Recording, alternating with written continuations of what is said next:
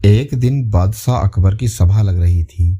वहां बीरबल, मंत्रीगण, बादशाह के साले साहब और रानी भी मौजूद थीं। सभा के दौरान कुछ ऐसा हुआ कि बीरबल को सभा से निकाल दिया गया। बीरबल ने केवल भरी सभा में पाद मार दिया था। बादशाह अकबर को उनकी पत्नी और साले साहब ने इतना भड़काया कि बादशाह को अपने उदास मन से बीरबल को सभा से निकल जाने का आदेश देना पड़ा। बीरबल को अब महल से निकाल दिया गया था तो उसने अपनी रोजी रोटी के लिए खेती करने के लिए सोचा। ठंड का मौसम था तो बीरबल गेहूं की खेती करने लगा। ठंड के मौसम में ओस की बूंद गेहूं की छोटी छोटी हरी हरी पत्तियों पर ऐसे चमक रही थी मानो जैसे कोई मोती हो। बादशाह अकबर सुबह अपने घोड़े से वहां से गुजर रहे थे कि उन्हें बीरबल दिखाई दिया। वह बीरबल से पूछने लगे कि आजकल क्या कर रहे हो।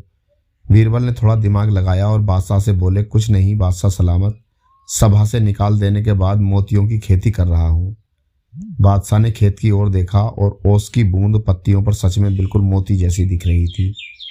ये देखते ही बादशाह अकबर अपना संतुलन खो बैठे। वह सच में ही ओस की बूंद को मोती समझ बैठे। बादशाह सोचने लगा, अगर बीरबल मोती किसी दूसरे राजा को बेचता है तो वह मुझसे भी अमीर हो जाएगा।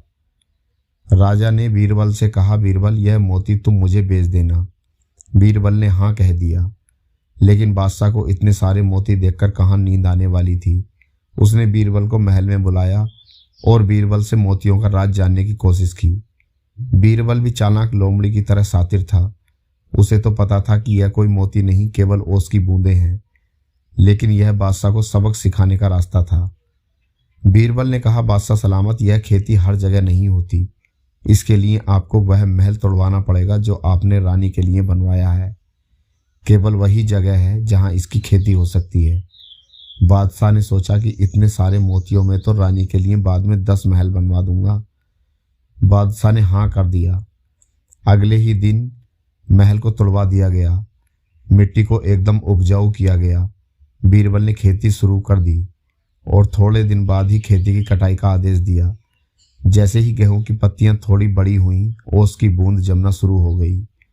बादशाह अकबर बहुत खुश हो गए। जब कटाई के लिए बीरबल को बुलाया गया तो वहां बहुत ज़्यादा संख्या में लोग मौजूद थे। बीरबल ने बादशाह से कहा, बादशाह सलामत, अब आप एक मोती तोड़ सकते हैं।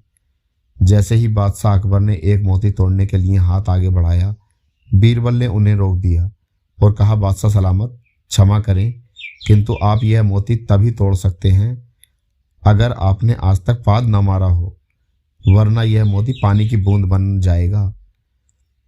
बादशाह अकबर हैरान हो गए और अपना हाथ पीछे कर लिया। बीरबल ने वहां मौजूद सभी मंत्रीगण, रानी, बादशाह के साले साहब और पूरे गांव को मोती तोड़ने के लिए कहा, किंतु शर्त यही थी, केवल वही मोती तोड़ सकता है जिसने आज तक पाद ना मारा हो, वरना मोती पानी की बूंद बन जाएगा। इतनी भीड़ में किसी की भी हिम्मत नहीं हुई कि कोई मोती तोड़ सके।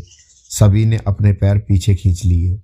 तभी बादशाह और रानी को अपनी गलती का एहसास हुआ और वह बीरबल से माफ़ी मांगते हुए सभा में आने के लिए कहने लगे।